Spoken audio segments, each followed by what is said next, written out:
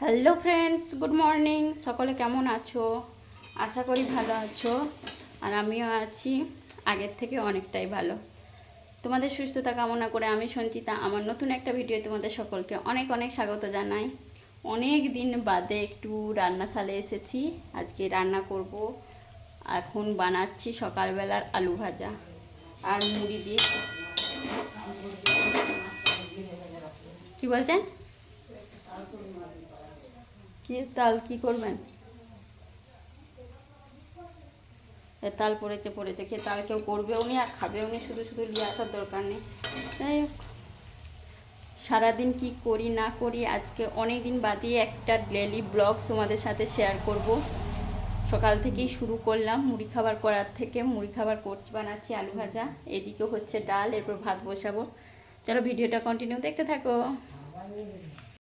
ভিডিওটা শুরু করে দিয়েছিলাম রান্না করতে, আর রান্না প্রায় কমপ্লিটের দিকে। এখন বাজছে প্রায় 10টা। আর এদিকে দেখো মা শুয়ে আছে বলতে মায়ের দাঁত তুলানো হয়েছে, তার জন্য মায়েরও শরীর খারাপ। আর আমার তো অলরেডি 3 মাস ধরে শরীর খারাপ, তো আগের থেকে অনেকটাই ভালো আছি। আর কিছুদিন ধরে মায়ের খুব দাঁতের যন্ত্রণা করছিল, তার জন্যই বলা হলো যে আমি যেহেতু একটু ভালো আছি, বাড়ির দিকটা সামলে নিতে পারবো, তাহলে দাঁতগুলো তুলিয়ে নিন। দিয়ে মা দাঁত তুলিয়েছিল, তার জন্যই মা শুয়েছিল। আর তারপরে সবাই মিলে খাওয়া দাওয়া করে নিয়েছে। সবাই মিলে বলতে ছেলে তো দুষ্টুমি করছিল, ছেলেকে খেতে দিয়েছিলাম, নিজেও খেয়েছিলাম। আর এদিকে দেখো তারপর বসে পড়েছি ওষুধ খেতে। আর প্রচুর ক্লান্ত হয়ে গেছি, কারণ বেশ কিছুদিন ধরে রান্না বা এমনি সেইভাবে কোনো ভারী কাজ করছিলাম না। তার জন্যই একদিন করতেই কিন্তু ভীষণ ক্লান্ত লাগছিল। ওষুধ খাচ্ছিলাম আর বসেছিলাম, বেশ একটুক্ষণ বসে থাকার পর একবারটি শুয়েও পড়েছিলাম। সেই সময় তো আর ভিডিও ক্লিপ নেওয়া হয়নি। আর ভেবেছিলাম যে একটা লং ভিডিও বানাবো, কিন্তু এত কম ভিডিও ক্লিপ নিয়েছি যে সেটা শর্ট ভিডিও হয়ে গেছে। আর এখন সত্যি কথা বলতে কেউ লং ভিডিও মানে ব্লগ ভিডিও সেইভাবে কেউ দেখতেই চায় না, সেই জন্য কিন্তু ব্লগ ভিডিও বানাতে ইচ্ছা করে না। তারপর কি করব, বাড়িতে সমস্ত কাজ আছেই একার হাতে। রান্না ছেড়ে স্নান করানো, জামা কাপড় কাচা থেকে শুরু করে ঘর দুয়ার বাগানো গুছানো সমস্ত কিছুই আছে। তার জন্যই আর কতক্ষণ শুয়ে বা বসে থাকবো।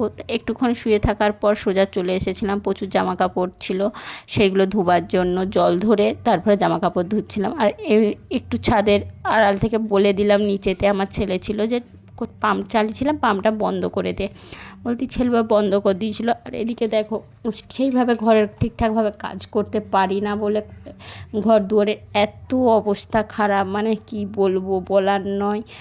আর আমার হলো তোমাদের দাদাভাই যদি পরিষ্কার করুক বা আমার শাশুড়ি মা যদি পরিষ্কার করুক, আমার কিন্তু পছন্দ হয় না যতক্ষণ না আমি নিজে হাতে সুন্দরভাবে পরিষ্কার করছি।